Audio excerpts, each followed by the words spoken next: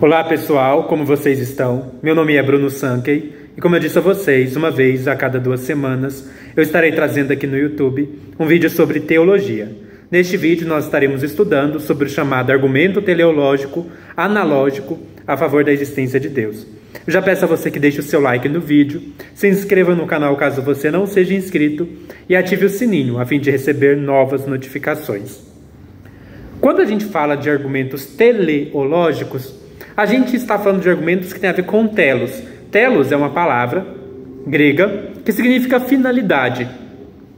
Então, o argumento teleológico é aquele que busca demonstrar que há uma certa finalidade presente nas coisas e que essa finalidade ela está lá por uma razão intencional. Ou seja, que ela foi projetada, que ela foi designada, que ela foi desenhada por alguém, né, no caso do argumento teleológico, por Deus. E quando a gente fala, existem vários tipos de argumentos teleológicos. Neste vídeo nós estaremos estudando o chamado argumento teleológico analógico. E o que vem a ser analógico? Vem de analogia, de análogo. Analogia é quando eu pego duas coisas e eu mostro que em determinados aspectos essas duas coisas são análogas, isto é, semelhantes, que é o que me permite, por exemplo, fazer uma comparação entre elas. Então, por exemplo, quando eu pego um computador e uma calculadora, eu posso dizer que elas têm propriedades analógicas, ou seja, propriedades similares. As duas, por exemplo, são aparelhos. As duas, por exemplo, possuem mecanismos a que permite processar determinadas informações. Então, há um input. As duas te entregam output, te entregam um resultado. Então, eu, por exemplo, faço uma pesquisa no computador, eu recebo uma resposta. Eu coloco uma conta na calculadora, ela me dá uma resposta. As duas são artefatos tecnológicos, então elas têm isso em comum. Quando eu listo as coisas que elas têm em comum, eu estou fazendo uma analogia. Estou dizendo aqueles pontos em que elas são similares. Então, o argumento teleológico analógico é aquele que trabalha com analogias, com comparações de duas coisas e mostrar que essas coisas compartilham de propriedades similares, que permite, então, inferir uma certa conexão, similaridade entre elas. Vamos aqui colocar como é o chamado argumento teleológico analógico. Ele é composto de 3 premissas e uma conclusão. E ele é assim: primeira premissa, uma entidade E, então aqui a gente vai estar chamando da entidade de E, pode ser qualquer entidade da natureza. Essa entidade E também pode ser a própria natureza ou o próprio universo, desde que seja uma entidade natural, ou pertença ao mundo natural, ou seja, o próprio mundo natural. Isso a gente chama de E. Uma entidade E na natureza, ou a própria natureza, é análoga, ou seja, ela é similar a um artefato humano específico. Esse artefato humano específico a gente vai chamar de A. Então a gente tem E, que é uma entidade natural, e a gente tem A, que é um artefato. O que é um artefato? O artefato é um produto projetado por um ser humano. Todo artefato, ele não é natural, ele é produzido por um ser humano com intencionalidade. Então o artefato ele é uma coisa que não é natural e que é produzida intencionalmente, de maneira inteligente, por um agente racional, que no caso é o ser humano no geral, né? Um artefato humano A nos aspectos relevantes R. Então a gente aqui tem 3 elementos: E, que é a entidade natural, A, que é o artefato humano, e a gente tem R. O que é o R? R são as propriedades que eu vou listar, que vão estar presentes, pelo menos de modo análogo, tanto em E quanto em A. Então, usando novamente a calculadora e o computador, eu listei algumas propriedades, como o processamento de inputs, o fato de serem objetos tecnológicos, o fato de ter um mecanismo de processamento de informação. Isso são propriedades relevantes, que eu chamo de R. Aqui no caso não vai poder ser uma comparação entre um computador e uma calculadora, porque antes ambos seriam A, ou seja, artefatos. Aqui, quando a gente for fazer uma comparação que seja relevante para o argumento teleológico, a gente vai estar usando uma entidade natural e a gente vai estar usando um artefato. Então poderia ser, por exemplo, uma árvore e um lápis, uma calculadora e uma pedra. Então precisa ser uma comparação entre um artefato e uma coisa natural. Qual que é o segundo ponto? O artefato A, ele precisa possuir as propriedades relevantes R, E precisamente ele precisa possuir essas propriedades porque ele é produto de um design deliberado feito por um agente inteligente. Então, todas as vezes que você listar as propriedades R do artefato A, essas propriedades R, elas precisam ter sua explicação ou sua causa no fato de que esse artefato A foi projetado por um ser humano. Então, por exemplo, se eu pegasse um artefato, de novo a calculadora, e falasse, a calculadora ela é quadrada ou ela é cinza, e isso não for uma propriedade que se explica pelo fato de ela ter sido projetada para cumprir uma determinada função, então essa não é uma propriedade relevante aqui. A propriedade relevante aqui precisa ser uma propriedade, por exemplo, o fato dela ter um mecanismo, mostra que ela foi projetada por um ser inteligente. Além disso, como a gente vai ver, essa propriedade relevante em R, ela precisa ser comum quando você for fazer a analogia com uma propriedade do objeto natural. Então você precisa mostrar que tanto o seu objeto, o artefato, quanto o objeto natural compartilha dessa propriedade. E aí a gente tem o ponto 3. Efeitos análogos, ou seja, essas propriedades são efeitos, elas são produto de algo, de uma causa, que é uma causa inteligente. Nós sabemos que efeitos análogos, geralmente, aqui tem um ponto do argumento, que esse argumento não nos vai dar certeza. Esse argumento vai nos dar só uma probabilidade, né? Não tem como eu partir de um argumento analógico e concluir uma coisa com certeza absoluta. Então, o argumento teleológico analógico, ele necessariamente não vai nos dar certeza absoluta de que Deus existe, mas ele pode apontar que é provável, é razoável que Deus exista. Então a gente vai colocar que esse argumento, ele trabalha com uma coisa que tipicamente acontece. Tipicamente, quando você tem efeitos análogos, você também possui causas ou explicações análogas. Então, por exemplo, o fato de uma calculadora ter um mecanismo de processamento de informação e o fato de um computador ter um mecanismo de processamento de informação me permite inferir que provavelmente a explicação dessas duas coisas que são semelhantes é a mesma. É o fato de que ambos foram projetados por um agente inteligente. Só que agora nós teremos que fazer isso não mais entre dois artefatos, mas entre um artefato e um ente natural. Qual que é a conclusão? Logo, é provável que a entidade E, que é uma entidade natural, possua as propriedades R, que são as propriedades relevantes, porque ele também é produto de um design ou de um projeto deliberado de um agente inteligente, ou pelo menos de um agente que seja semelhante, análogo a um ser humano inteligente. Vamos entender agora melhor isso. Aqui eu vou usar o exemplo do relógio. O exemplo do relógio não é tão bom, mas ele foi proposto pelo William Paley, mas quando o William Paley propôs ele, não foi na forma analógica, foi na forma que a gente vai ver em outro vídeo, que é o chamado argumento teleológico dedutivo. Mas aqui a gente vai tentar colocar ele de uma forma analógica. Suponhamos então que eu tenho um artefato A. Qual que é esse artefato A? Um relógio. E nós temos uma entidade natural. Qual que é essa entidade natural? Vamos colocar aqui, escolher o sistema solar. Então nós temos uma coisa que é natural, que existe na natureza, que é o sistema solar, e a gente tem um artefato que é um relógio. Que propriedades relevantes R a gente pode listar que tanto um relógio quanto o sistema solar possuem? Vamos colocar aqui que eles possuem uma regularidade, né? Então eles possuem uma regularidade. Os ponteiros do relógio não se movimentam de forma aleatória e também os planetas do sistema solar não se movimentam de forma aleatória. Eles possuem uma certa regularidade. Vamos colocar também que eles possuem uma certa sincronicidade, né? No sentido de que eles estão sincronizados. A cada, por exemplo, 365 dias, o planeta Terra dá uma volta ao redor do Sol. E também, 365 dias e 6 horas, né? E também, a cada 12 horas, o ponteiro do relógio dá uma volta completa de 360 graus ali no relógio. Então, existe essa sincronicidade. Então, existe a regularidade, existe a sincronicidade. Coloquemos, então, aqui essas duas propriedades, só para a gente facilitar, né? Dá para colocar mais propriedades, né? A gente poderia colocar aqui que os dois parecem ter um certo mecanismo, uma certa ordem, uma certa harmonia, uma certa relação, por exemplo, no relógio.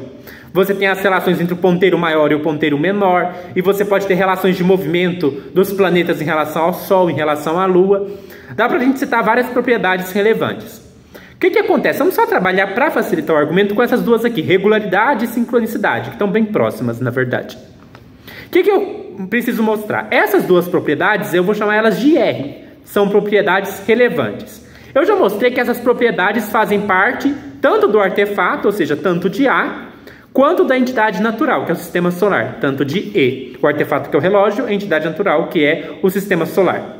Agora vamos pegar o artefato. Qual que é a explicação ou a causa para o relógio ter uma certa regularidade, uma certa sincronicidade? Uma explicação para isso é que ele foi projetado por um relojoeiro. Projetado por um relojoeiro. Então, ele tem um design. O que é um relojoeiro? É um ser inteligente, capaz de projetar, capaz de desenhar aquele relógio. O relógio, ele funciona com uma certa regularidade, uma certa sincronicidade, porque ele foi projetado para funcionar assim por um ser inteligente, que é o relojoeiro. Qual que é a premissa 3? Efeitos análogos geralmente possuem causas ou explicações análogas. Então, se a causa ou explicação para a regularidade e sincronicidade do relógio, do artefato, é o fato de que ele foi projetado por um relojoeiro, um ser inteligente, isso nos revela, então, que de maneira similar a gente vai concluir que o objeto E, que também possui essas propriedades porque ele foi projetado, desenhado por um relojoeiro. No caso, não um relojoeiro, porque o sistema solar não é um relógio, mas por um projetor, por uma pessoa com inteligência e intenção. O que a gente conclui, então? Que o sistema solar precisa ter sido projetado por um agente inteligente. Esse agente inteligente é o que nós chamaríamos de Deus. Perceberam como é que funciona o argumento teleológico analógico? Ele pode ser usado para todo o universo, então uma pessoa poderia argumentar que todo o universo se assemelha a um relógio. Ele pode ser usado para entidades específicas, e aí você pode fazer comparações específicas. Por exemplo, você pode falar que o coração se parece com uma bomba de propulsão de água, né? Uma bomba do motor do carro. Você poderia argumentar que os sistemas do corpo humano se assemelham aos sistemas de funcionamento de um carro.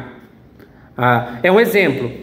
Você poderia argumentar que o cérebro humano se assemelha a certas propriedades de um computador, né? Assim como o cérebro processa informações, um computador processa informações. Você pode argumentar vários elementos. Você pode falar, sei lá, que o sistema digestivo se parece com um liquidificador. Você pode falar que uma abelha se assemelha a um avião.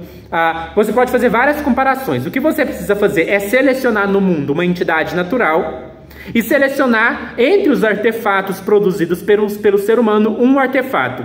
E você precisa então listar propriedades relevantes compartilhadas tanto pelo artefato quanto pela entidade natural, mostrar que essas propriedades relevantes, no caso do artefato, são explicadas pelo fato de terem sido projetadas por um ser de inteligência, de intenção, e você então vai precisar inferir que, no caso da entidade natural, o seu projetor, ela possui um projetor que se assemelha a esse agente racional. Isso é o que a gente chama de argumento teleológico analógico. Ele tem esse esqueminha e você pode usar várias formas, vários exemplos, várias ilustrações. Então, eu dei alguns exemplos. Você pode também usar com o universo inteiro, né? Você pode comparar o universo inteiro com alguma coisa.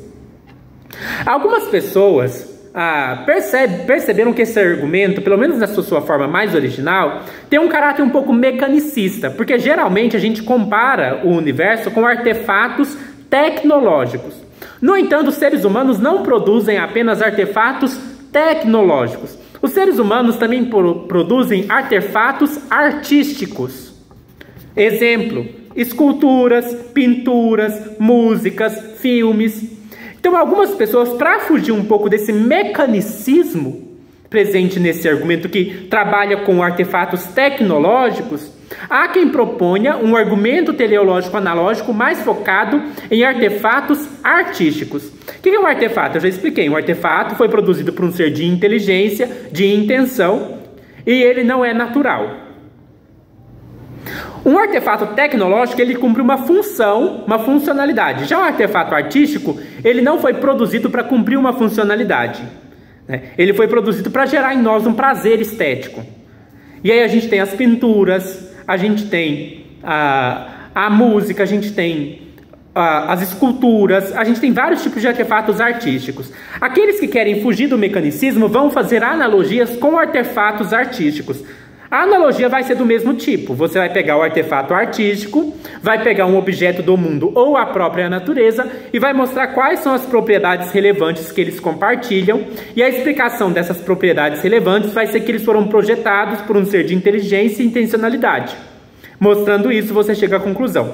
Por exemplo, alguém pode pegar a Via Láctea. Vamos escolher aqui uma entidade natural, a Via Láctea. A Via Láctea é a galáxia mais próxima a nós, né? E aí quando você olha ela, na verdade mais próxima a nós, não, né? Na verdade a galáxia Andrômeda, né? Que é a mais próxima a nós. Se não me engano, a Via Láctea é a galáxia que a gente está. Mas enfim, a Via Láctea, pelo menos quando você olha no céu, dependendo de onde você vê aquela coisa que parece um caminho, né? Que é muito bonito no céu, né? Vocês devem saber do que eu estou falando, qualquer coisa é só pesquisar na internet. A Via Láctea, quando você olha para o céu, vê aquele caminho que se forma com as estrelas. Alguém pode listar propriedades da Via Láctea. Por exemplo, ela é bela. Ela tem uma simetria. Ela causa uma certa admiração. Então, ela tem o poder de causar admiração. E eu posso, então, pegar um artefato humano. Por exemplo, a pintura. Uma pintura. Vamos pegar aqui a pintura da Mona Lisa. Poderia ser outra coisa, mas vamos pegar a pintura da Mona Lisa. Ela é bela, ela tem uma simetria, ela gera admiração. Ou poderia pegar, por exemplo, a composição do Vivaldi. Eu poderia pegar uma escultura do Michelangelo. E poderia mostrar que ela compartilha com a Via Láctea essas características. E o que explica essas características é um ser inteligente, com intencionalidade, que desenhou, por exemplo, uma pintura com beleza, com simetria e que causa uma certa admiração. Da mesma maneira, então, eu posso concluir que a Via Láctea, ela foi projetada de modo que ela possua essas propriedades da beleza, da simetria e da admiração. Então, aqueles que querem fugir de um certo mecanicismo têm reforçado formas do argumento teleológico analógico, que ao invés de falar que o mundo é mais uma máquina, que ele é muito mais, talvez, uma obra de arte. Uma obra de arte feita pelo grande artista que é Deus. Então, enquanto os argumentos teleológicos analógicos vão trabalhar com a ideia de Deus como um grande relojoeiro, um grande projetista, um grande construtor, né? Tem gente que compara o universo com uma causa, o planeta Terra, né? Tem várias coisas que a gente pode comparar o planeta Terra, que é nosso lar, com uma casa. Então Deus é um grande arquiteto. Nós também poderíamos falar que Deus é um grande artista, porque o universo se assemelha muito a uma obra de arte. Qual é a questão desse argumento, né? Ele não nos dá certeza absoluta de que o universo foi projetado por um grande artista. Ele não nos dá certeza absoluta de que o universo foi projetado por um grande arquiteto.